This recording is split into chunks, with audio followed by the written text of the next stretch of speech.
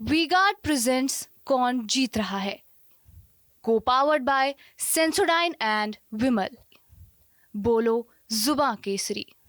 जहाँ तक हमें जानकारी है और जहाँ तक हम जानते हैं, लोक जनशक्ति पार्टी जो हमारा पार्टी है उसका कोई डिमांड नहीं है और हम सब बहुत उत्साहित हैं। हम बहुत खुश हैं कि हमारे प्रधानमंत्री जी पुनः फिर से एक बार प्रधानमंत्री बन रहे। हमारा उद्देश्य यही था, हमने चुनाव उनके लिए लड़ा था, उनके चेहरे पे लड़ा था और एनडीए ने पूर्ण बहुमत से एनडीए सरकार बनाने जा रही है। हमें इस बात की खुशी है। इसके उपरांत हमारा कोई भी ऐसा डिमांड नहीं है, हमारी कोई भी ऐसी अपेक्षाएँ नहीं है। मैम, पहली बार आप फर्स्ट टाइम एमपी इलेक्ट हुई हैं, तो कैसा अनुभव है आपका? और चूँकि सरकार बन रही है एनडीए की, तो आपको क्या अनुभव है, कैसा लग रहा है? बहुत अच्छा लग रहा है, बहुत खुशी हो रही है और हम बार बार कहते हैं कि खुशी तो अपनी जगह होती है। आप 5,000 से जीते, 10,000 से जीते, हमने अपने प्रदेश में सेकंड लार्जेस्ट मार्जिन से चुनाव जीता है।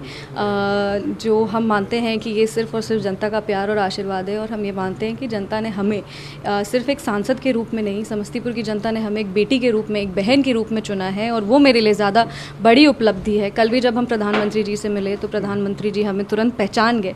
ये मेरे लिए ज़्यादा बड़ी उपलब्धि है और हम मानते हैं कि ये प्यार और आशीर्वाद जो है ये हम पर बना रहे और आगे आने वाले समय में हम जनता की खूब सेवा करें। मैम, प्रधानमंत्री जी ने कहा है जो एनडीए गठबंधन की सरकार होगी वो नए भारत का निर्माण करेगी। आप क्या कहना चाहती हैं? बिल्कुल, हम मानते हैं कि पिछले 10 वर्षों में एक विकसित भारत तैयार हुआ है। लोगों की बहुत सारी महत्वाकांक्षाएं, अपेक्षाएं, आशाएं पूरी हुई हैं और आगे भी होती रहेंगी। प्रधानमंत्री जी ने quality of life, manufacturing hub, जो देश का अर्थव्यवस्था है उसको अब तीसरी सबसे बड़ी अर्थव्यवस्था बनाने की बात कही है। 2047 में 2047 तक एक बहुत नया देश बनाने की बात कही है और हम मानते हैं कि जब देश का विकास होगा तो साथ साथ बिहार प्रदेश का भी बहुत विकास होगा और बिहार के जितनी भी जनता है, हम एक युवा शक्ति है, नारी शक्ति है, युवाओं का प्रतिनिधित्व करें, महिलाओं का प्रतिनिधित्व करें और हम ये मानते हैं कि एनडीए की सरकार में युवा भी आगे बढ़ेंगे और महिलाएं भी आगे बढ़ेंगी। मैम, जो दो घटक दल हैं बड़े, टीडीपी और जेडीयू, वो उनकी बड़ी संख्या है जो सांसद आए हैं,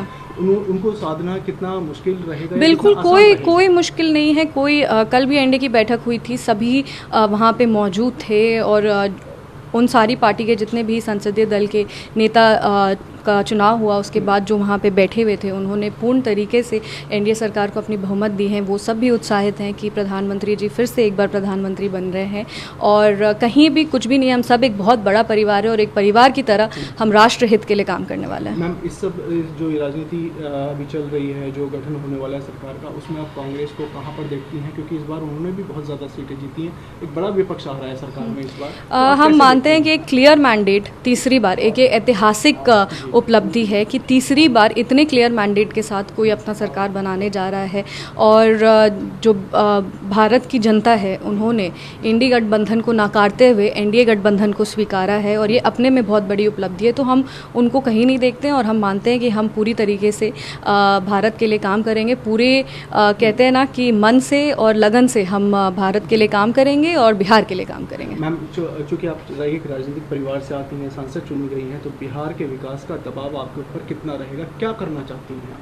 देखिए, दबाव कुछ नहीं है। हमें लगता है कि ये उनका प्यार है, उनका आशीर्वाद है और जब हम चुनाव लड़ने गए थे तब हमारा कहते हैं कि जब कोई चुनाव लड़ने जाता है तो वो कोई एक इंसान चुनाव लड़ने जाता है, बट अगर वो चुनाव जीत जाता है तब वो सांसद बनता है, विधायक बनता है। तो हमारी एक जिम्मेदारी होती है हमारे जनता के प्रति और इसको हम बिल्कुल दबाव के तौर पर नहीं देखते। मेरा ये हक है, मेरा ये फ़र्ज़ है, ये मेरी ड्यूटी है कि जो जनता हमें जिता करके यहाँ भेजे उस जनता का हम पूरा सेवा करें और हम मानते हैं कि कड़ी लगन से, कड़ी मेहनत से हम ये बिल्कुल कर पाएंगे। कुछ आपने रोड मैप उसका बनाया होगा, कुछ ब्लूप्रिंट, कुछ योजनाएं? हाँ, हमने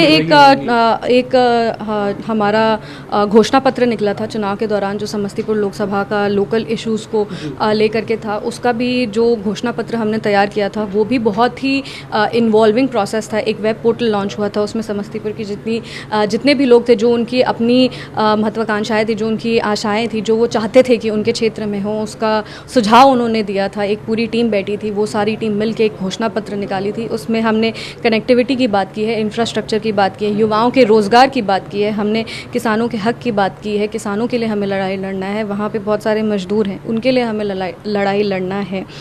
ज़्यादा से ज़्यादा किसानों को हम केंद्रीय योजना से जोड़ सकें, इसके लिए हमें काम करना है। और हम मानते हैं स्वास्थ्य के लिए काम करना है, हमें शिक्षा के लिए काम करना है। ये सारा चीज़ उस घोषणा पत्र में मेंशन था।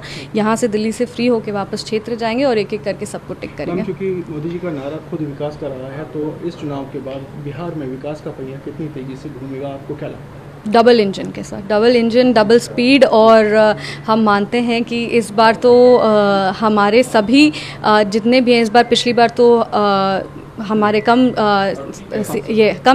नहीं, हमारे जो पार्टीज़ थी वो एनडीए में कम थी। इस बार हम 5 पांडव हैं और 5 पांडव मिल करके बिहार की राजनीति को भी आगे लेके जाएंगे, बिहार की जनता का विकास करेंगे और बिहार को नई ऊंचाइयां देंगे। मैम, चिराग पासवान जी को सरकार में आप किस रूप में देखती हैं? क्या कोई पद नहीं मिलने वाला है? जहाँ तक हम जानते हैं हमारे नेता चिराग पासवान जी का कोई भी डिमांड नहीं है, पर अगर उन्हें कोई जिम्मेदारी सौंपी जाएंगी तो वो अपनी जिम्मेदारी का पूर्ण तरीके से श्रद्धापूर्वक निर्वहन करेंगे। और हम बिल्कुल चाहेंगे कि लोक जनशक्ति पार्टी को चिराग पासवान जी के अगर उनको कोई बड़ी जिम्मेदारी मिलेगी तो पार्टी के सभी लोग बहुत ही प्रसन्न होंगे और पूरी लगन के साथ काम करेंगे।